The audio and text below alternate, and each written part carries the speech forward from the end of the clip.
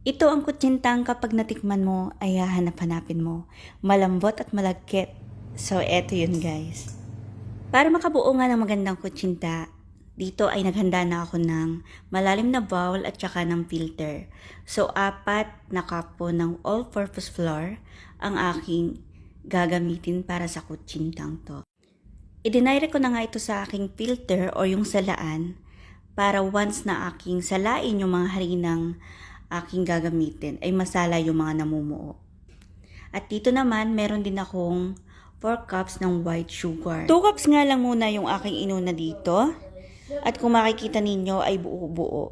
So akin pong dinurog yan at inihulog na rin. So ang sinunod ko nga dito ay yung aking tubig. Bali ito po ay 12 cups.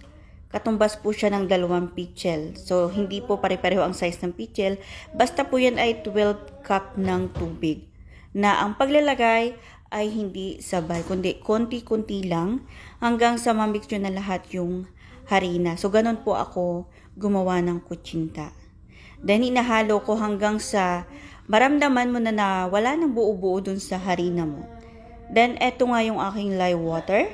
Ito po ay 4 tablespoon, pero 3 tablespoon lang po yun nandito sa aking video kasi nga nag-cut po yung aking video. So, akala ko ay nakunan pa rin.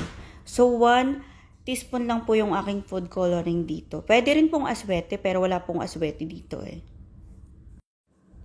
After ko nga ho mailagay yung mga ingredients, ay ito ho ang kalalabasan noong aking tinimpla. So, dito ho ako magdadagdag nung kakulangan. Dito ko ho idadagdag yung tubig ng padahan-dahan ulit at hindi ho bigla. Dahil kung ibubuhos nyo ho yan ng lahat ay mabibigla ho. Yan ho ay dahan-dahan pag ako'y nagkukutsinta. Halo ng halo, then buhos.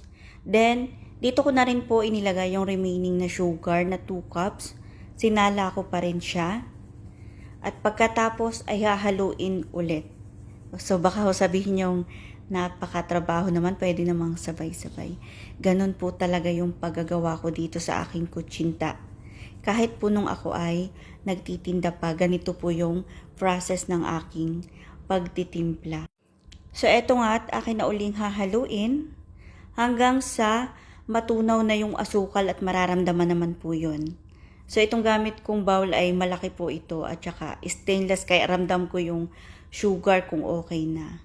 So, after nga nito, ay sasalain ko naman siya para masala yung mga buo-buong harina. So, after nga nito guys, ay tatakpan ko siya ng foil. Eto nga, nagpakulong muna ako ng aking tubig na paglulutuan na aking kutsina.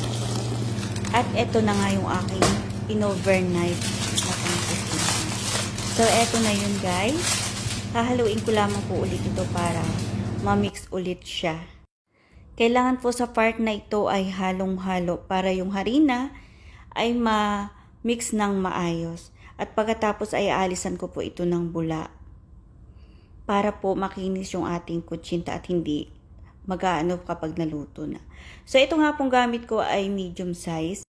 Habang nagpapakulo nga ako ng tubig ay nagpahid na ako ng mantika sa aking molder. Ito po ay galing pa ng Pilipinas. So, ganito po yung aking ginagawa dito. Lahat po yan ay may pahid ng mantika para lagay lang ako ng lagay.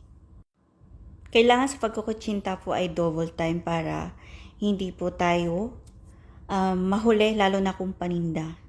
So, eto na nga yung akin. Maliit lang po yung aking steamer. So, meron nga rin po akong ginawang maliit tsaka po malaki.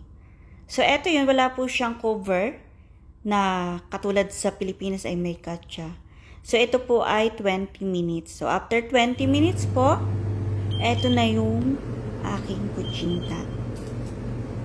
So, diba? Kung makikita po ninyo, eto na po yun. Saktong 20 minutes po yan, walang labis, walang kulang, at kung naririnig nyo yung aking timer ay tumutunog pa. So, eto po yun, kung makikita nyo meron pong tubig pero alisin ko po yan. At kahit po may tubig yan ay makinis pa rin at hindi po siya lata. So, ayan na po yun nung natanggalan ko ng tubig. Makinis po siya at madali lamang tanggalin sa molder. So try nyo po itong gawin at I'm sure magugustuhan po ninyo. So eto na nga yung aking kutsinta. Kung makikita at mararamdaman po ninyo ng harapan ay sobrang lambot po at para siyang jelly.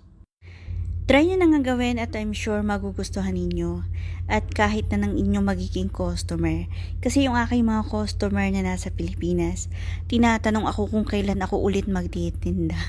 So hindi na nga ako makakapagtinda kasi nga andito ako sa ibang bansa. At kapag umuwi ako, doon lang ulit ako nakakapagawa at pinamimigay ko lang sa kanila. So, eto na po yun. Thank you for watching. Ito po ang inyong kusinerang mangyan.